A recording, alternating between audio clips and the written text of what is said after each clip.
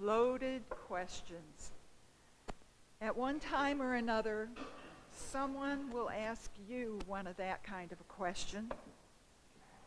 Some examples of a loaded question might be like this. Have you quit cheating at cards? Well, if you say yes, you admit that you used to cheat. If you say no, you admit that you're still cheating. Do you still pick on your little brother or sister? I might ask a little child. Again, if they say yes, they admit that they do pick on the child. And if you say no, well, that means they admit that they used to do it. A more adult version might sound like this. Do you still cheat on your taxes? Yes admits that you do it now. No admits that you used to do it, but you don't do it anymore. In either case, you're still guilty of having cheated for whatever reason.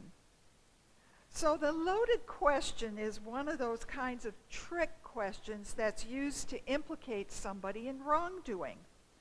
Or in the case of Jesus in this story, they're trying to implicate him in a way of wrong thinking. So we see a great example of the loaded question being given to Jesus by his opponents, trying to catch him up in a controversy that they hope gets him good. But let's just remember where in the line of the gospel this particular event takes place. Well, things are getting very tense at this point. You see, Jesus has already entered into Jerusalem triumphantly, and he has immediately gone to the temple and overturned the tables of the merchants and the money changers. And then within a day or two of that, is leveling some very provocative parables at the religious leaders, challenging their motives and their actions. And in so doing, he's actually questioning their authority. So the two groups that we see coming together in the story today are really kind of natural enemies. But for this particular purpose, they come together to try to get rid of this upstart rabbi. So let's remember who these factions represent. First of all, you have the Pharisees, and they are the ones who are just supremely orthodox. They obey the law. They put together ways that you can follow the law in the very smallest things of everyday life. They also resent the fact that they have to pay tax to a foreign king. And this particular king has the added appellation, the added name, the added title of being a god. So for them to have to look at some earthly person as a god is just antithetical to them to the max. To pay a tax to the emperor in their mind is dividing their allegiance between God, whom they adore and love, and some guy in Rome who thinks he's a god. But then we've got the Herodians. The Herodians, on the other hand, are the party of Herod, the king of Galilee. And the only way that Herod can retain his kingship is because he owes his power directly to Rome. So he's got to work very closely with them to keep on their good side and to continue with that power that he has. So you have the Pharisees and the Herodians, who in day-to-day life are really quite the opponents. But in this case, they come together to ask a very clever question. It's the loaded question that they hope will end all loaded questions.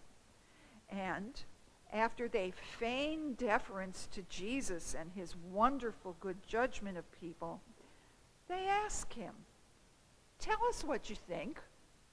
Is it lawful to pay taxes to Caesar or not?" And one can almost hear Jesus sigh when he hears this question. And then he asks, "Show me the coin that you used to pay the emperor." And they give him a denarius. Whose head is on that coin? Whose image is that there? Well, it's Caesar's. Not only that, but on the back, it proclaims that he is a deity, that he's a God. So what's Jesus' answer, having been given this coin? Give to Caesar what is Caesar's, give to God what is God's. And so Jesus serves them with an absolute about-face. And he thwarts their well-laid plan to dishonor him. Now, we know in our day and age, taxes are something we all must live with. And Benjamin Franklin once wrote something to a friend that we've heard repeated often. There's nothing certain except death and taxes. So we pay taxes, but why? We pay it for our collective well-being as a community. Because as a community, we can provide things that we need that we alone couldn't do as an individual. We need the taxes to help finance those things that are necessary to keep order, to educate our children, to provide good roads and bridges and all kinds of other infrastructure. On a larger scale, as a country, there are needs that we can't provide as individual communities. Things like regulating commerce, protecting the environment, and defense against those enemies who would want to harm us.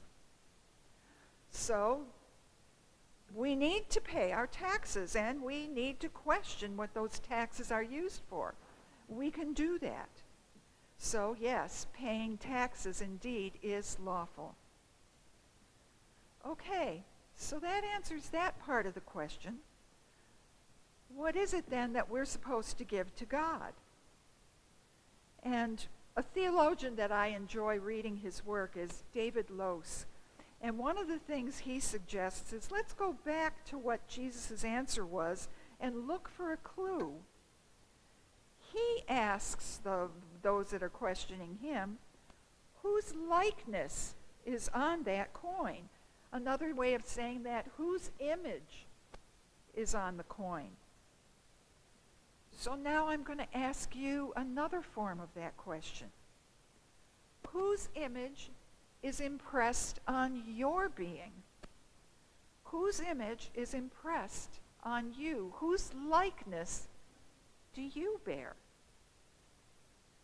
And to me, that drives us right back to the first chapter of Genesis, when we hear those wonderful words about how God created us. So God created human beings in his image. In the image of God, he created them. Male and female, he created them. Let that sink in for a moment. Let that sink in. We are made in the image and likeness of God. And because we bear God's likeness, we are to act like God. Not like the gods who lord it over others and, for their own self-gain. No, not like that. But rather like our God. The God who creates and sustains, who nurtures, who redeems and saves us. No matter what the cost, that's what our God does. And what that means is that we are called to serve as God's agents, as God's partners, as God's co-workers. We are to exercise the type of dominion over creation not as an act of power, doing whatever we want, but rather as an act of stewardship and extending to all the abundant life that God has already given to us.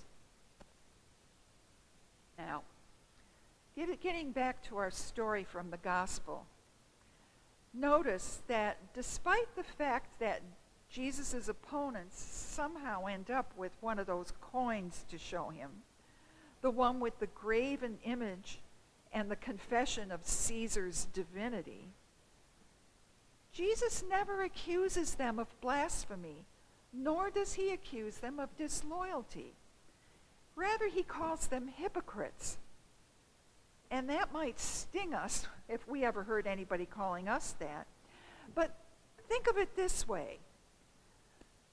Maybe it's that they quite literally have taken to wearing somebody else's image, somebody else's false likeness. So perhaps the charge that Jesus is leveling against these people could maybe be understood better as a form of amnesia. They forgot who they are. They forgot whose likeness they were made in. And I dare say that there are times that we too forget the same thing. We forget whose likeness is imprinted on our very souls. We proclaim ourselves to be Christian. We take the name of Jesus Christ himself.